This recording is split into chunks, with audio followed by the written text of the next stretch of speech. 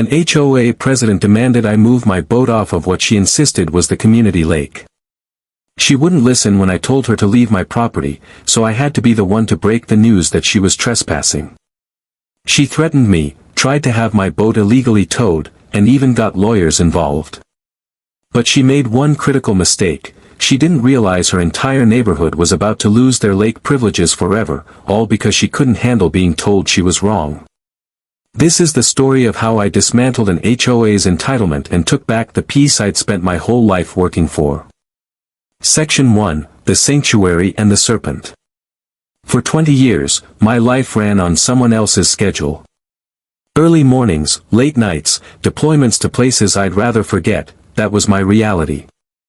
The one thing that got me through was a picture I kept in my wallet of a dream, a small house in the woods, overlooking a calm, pristine lake.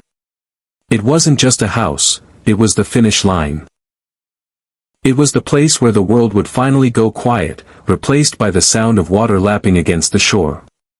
After 2 decades in the service, I finally made it. I found the place. And it wasn't just a house on a lake, it was a 50-acre chunk of land with the lake sitting right in the middle, a perfect blue jewel in an emerald forest. The lake was entirely spring-fed and non-navigable, which, according to the laws in my state, meant it could be privately owned.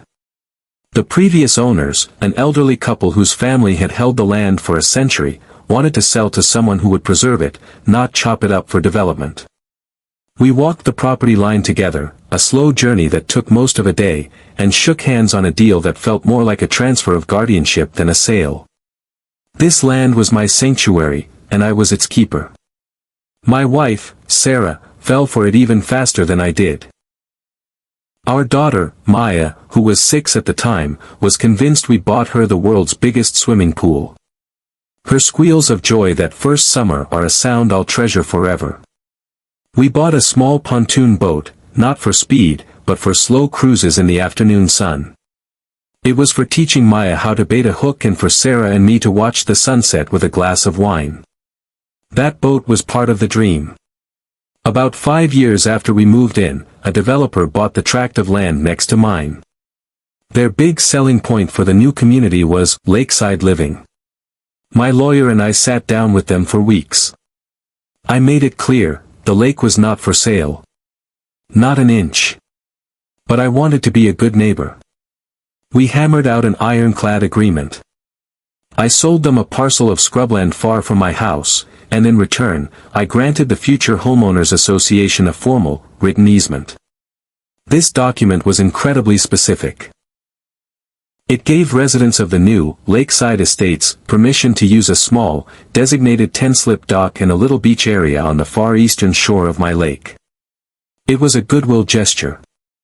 The agreement explicitly stated that this access was a revocable privilege, not a right, and that I, the owner, could terminate it for any reason with 30 days written notice. The developer agreed, we signed it, notarized it, and filed it. For years, everything was great. The first residents were pleasant families who just seemed to enjoy nature.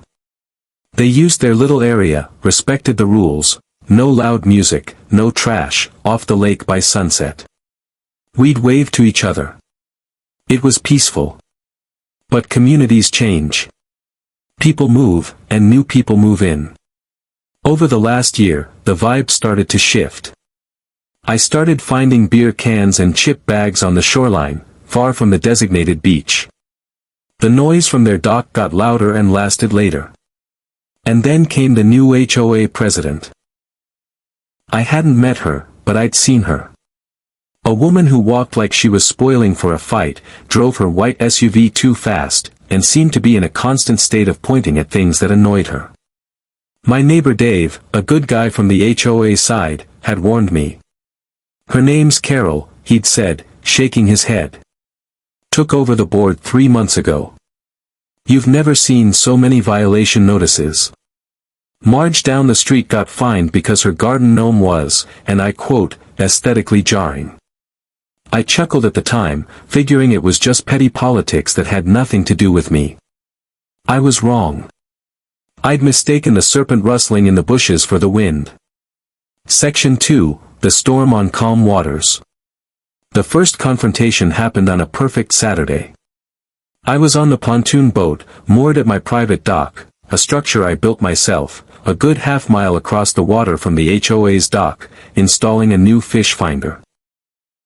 I was on my hands and knees, completely lost in the task, when a shadow fell over me. I looked up and saw her. Carol. Hands on her hips, lips pursed into a thin line of disapproval. "Excuse me," she said, her voice dripping with that fake politeness that's worse than just being rude. I slowly got to my feet. "Can I help you?" "I am Carol Peterson, the president of the Lakeside Estates Homeowners Association," she announced, as if expecting a salute. "Our community has very clear rules. Rule 7, subsection B, states that all boats must be moored at the designated community docks. Frankly, this thing is an eyesore. It lowers the aesthetic value of our lake." I blinked, trying to process the sheer audacity. I looked from her stern face, across the water to their distant dock, then back at my boat, tied to my dock, on my land. I almost laughed. "Ma'am," I said, keeping my voice even. "I think you're mistaken. This is my private dock." She let out a sharp, ugly laugh. "Don't be ridiculous. This is the community lake. All of the shoreline is HOA common area. I don't know who you think you are, but you need to move this boat. Immediately." Her condescending tone was thick with the unspoken assumption that I couldn't possibly belong here. It was a tune I'd heard before, just in different places. "Again," I said, a little more firmly. "This is my property. You're the one trespassing right now." "Trespassing?" she scoffed. "I am the president of the HOA. I am inspecting community property. Now, are you going to move this vessel, or am I going to have to issue a formal citation? Fines start at $100 a day." I just shook my head. "You do what you have to do," I said, turning my back to her. "But I'd advise you to get off my dock. You'll be hearing from us," she shrieked as she stomped away. I figured that once she looked at a map, she'd realize her mistake, and that would be the end of it. I really underestimated her. 3 days later, an bright orange "Notice of Violation" sticker was slapped on my front door. It cited Rule 7b, improper mooring, and Rule 12a, unapproved structures on common area, referring to my dock. It listed a $300 fine, plus $100 for every day I didn't comply. It wasn't even addressed to me, just "current resident." They didn't have a clue who I was. Annoyance was hardening into real anger. I peeled it off my door, taking a chip of paint with it, and threw it in the trash. A week later, she was back, this time with her husband, a portly man she introduced as the HOA's head of security. "Sir," Carol shouted from the edge of my lawn. "We issued a notice, which you ignored. The fines are now up to $1,000. This is your last chance." "My name is Mark," I said, my voice dangerously quiet. "I've owned this property for 10 years. This is not HOA land. You are trespassing. Your fines mean nothing. Your authority ends at that tree line. Please leave." Her husband puffed out his chest. "Now you listen here, buddy. We know you people like to make things difficult. The rules apply to everyone." There it was. I pulled out my phone and opened the county's GIS map, which clearly showed my 50-acre plot outlined in yellow, with the lake inside it. "This is the official county map," I said, holding it up. "My land. Your land. See the difference?" Carol squinted at it. "Oh, anyone can fake that. We have our community plats. They clearly show the lake is ours." It was like arguing with a brick wall. A very confident, very wrong, brick wall. "Okay," I said, putting my phone away. "I've tried. This is your final warning. Leave my property now." "Or what?" her husband sneered. I'm going to go inside, I said, turning my back on them. If you're still here when I get back, I'm calling the sheriff. They shouted more threats, but they left. The peace was gone. Every time I looked at the lake, I felt a knot of anxiety. The ultimate escalation came 2 days later. I was in the city for a VA appointment when my neighbor Dave called me, his voice a panicked whisper. Mark. Get back here now. Carol's lost her mind. She hired a tow company. They're at your dock right now, trying to pull your boat out of the water. A cold fury washed over me. This was an attempt to steal my property. I'm 40 minutes out, Dave. I'm trying, he said. I told the driver it's private property, but Carol is shoving some HOA paperwork in his face and threatening to sue him if he doesn't do it. Just, hurry. I drove like a man possessed. When I skidded to a halt in my driveway, I saw it. A massive industrial tow truck had torn up my gravel and was parked on my lawn. Down on my dock, Carol was frantically directing the operator. Hey! I yelled, sprinting down the hill. What in the hell do you think you're doing? The tow operator, a burly guy in greasy overalls, looked immensely relieved to see me. Carol looked triumphant. Ah, the delinquent owner finally shows up, she crowed. I told you we'd take action. We are impounding your property. You can get it back when you've paid the fines. You're out of your mind, I said, walking right past her to the operator. Sir, you're on private property. You've been lied to. If you so much as scratch that boat, I will own your company. I pulled out my driver's license, showing my address, then a laminated copy of my property deed. This is the deed to this entire 50 acres. My name, my property. You are being told to commit theft. I suggest you get back in your truck before you become a party to a felony. The driver looked at my documents, at the screaming Carol, and back at me. He was a pro caught in a mess, and he made a professional call. Lady, he said to Carol, I'm not touching that boat. My insurance doesn't cover civil wars. He tipped his hat to me, climbed into his truck, and drove away. Carol's face was a mask of pure rage. I will ruin you, she screamed, her voice cracking. I'm calling our lawyers. You will be sued into oblivion. This lake belongs to the community. The storm had broken.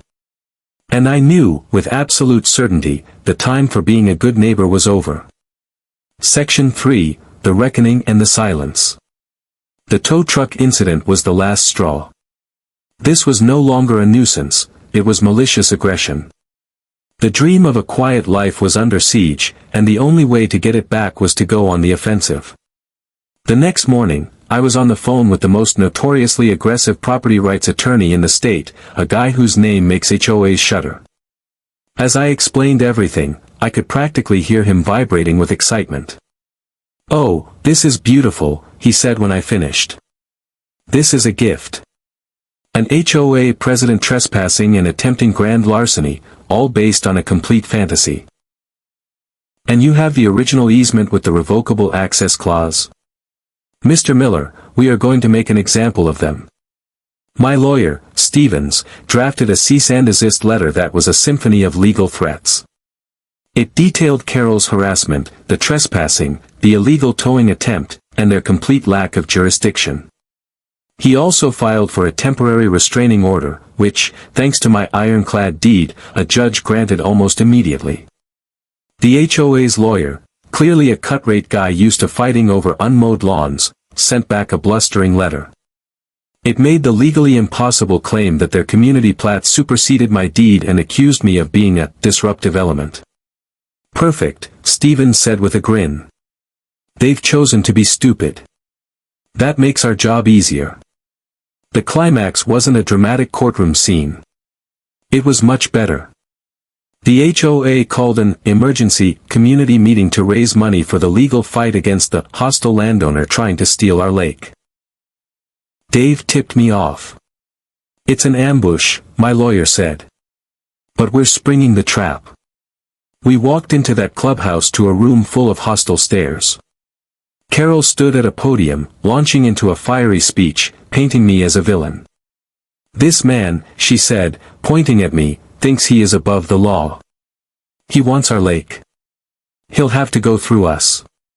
When she finished, Stephen stood up, calm and confident. "Good evening," he said, his voice cutting through the room.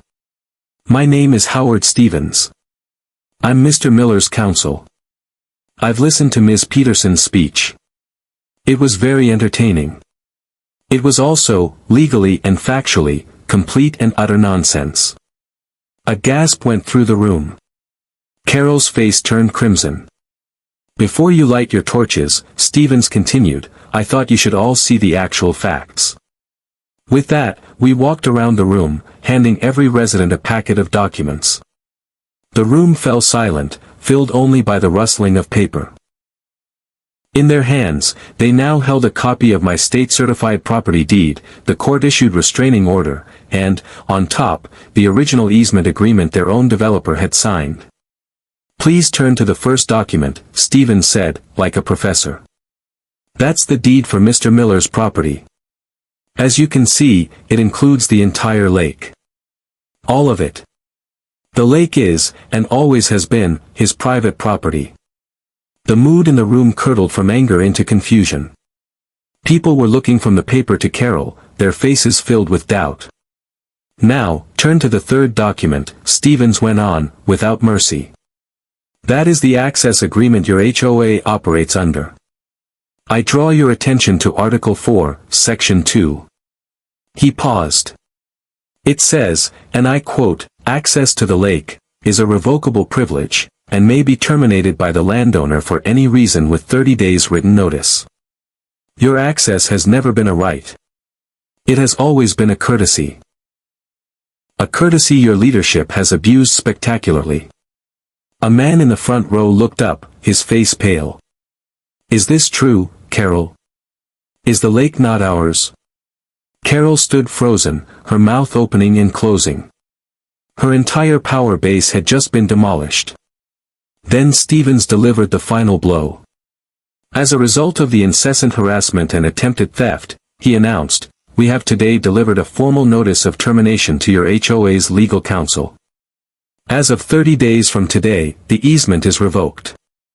The access agreement is terminated. Your community's privilege to use Mr. Miller's lake is permanently cancelled." Chaos erupted. People were shouting, but not at me. They were shouting at Carol. "You lied to us. You ruined it for everyone. My property value is going to tank." Carol just stood there, stammering. We didn't stay to watch. We just packed our papers and walked out, leaving the smoking ruins of her reign behind us. The next 30 days were quiet. On day 31, I had a professional fencing company install a 6-foot-high fence along the entire property line. Next to the new gate, a large sign was posted. It reads, "Private property. No lake access. Trespassers will be prosecuted." The silence I had craved finally returned. The distant music and shouting were gone. The water was calm. I stood on my dock, watching the sunset with my daughter. The dream was no longer under siege. It was safe. I didn't start this fight, but I sure as hell finished it. It just goes to show, you should never mistake kindness for weakness. And you should always be sure you know whose lake you're on. CTA. So, what do you think? Did I go too far, or did Carol and the HOA get exactly what they deserved? Let me know your thoughts in the comments. And if you have your own HOA nightmare story, I want to hear it. Don't forget to like and subscribe for more stories where entitlement gets a reality check. Conclusion. The story of Carol and the lake became a local legend, a cautionary tale about what happens when ego gets out of control. I heard from Dave that she was forced to resign and eventually sold her house at a loss. Turns out, no lake access isn't a great selling point in the lakeside estates. Sometimes, to protect your sanctuary, you have to fortify the borders. The water on my lake is just as beautiful as ever, but now, the quiet is a little bit sweeter. It sounds like victory.